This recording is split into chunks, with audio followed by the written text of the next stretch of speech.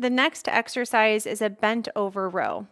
So the easiest way to show you is without weights. You are hinged at your hips, your knees are slightly bent, and you're rowing back, just like that.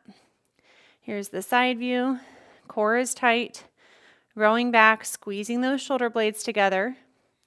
Here's the back view, rolling. There we go, squeezing the shoulder blades. Some ways to make that harder, you can have dumbbells. So you're doing bent over rows, just like that. You're kind of pulling the weights up to your hips.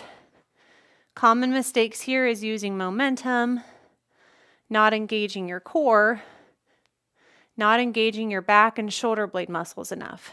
Now with a long band for a bent over row, you're going to stand on it. You might have to bend down a little bit and grab it a little bit lower based on how hard it is for you, and pull back. It's a great one for your back muscles, especially if you sit a lot during the day. It's important to strengthen these muscles so that you kind of have good posture and avoid those compression fractures as you age. Just like that. Now you can also do a seated row, and I have this hooked up on my Marcy. So it's this attachment right here on the ground, and it has a foot plate, so my feet go against here, and I'm rowing back. Very similar to a bent over row. It's just more of an upright row, but you're working similar muscles.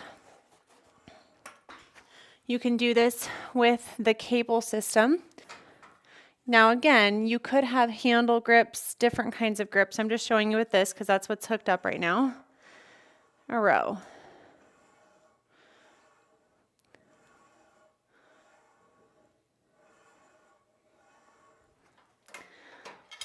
Okay. If you have any questions on the bent over row or the seated row, please let me know.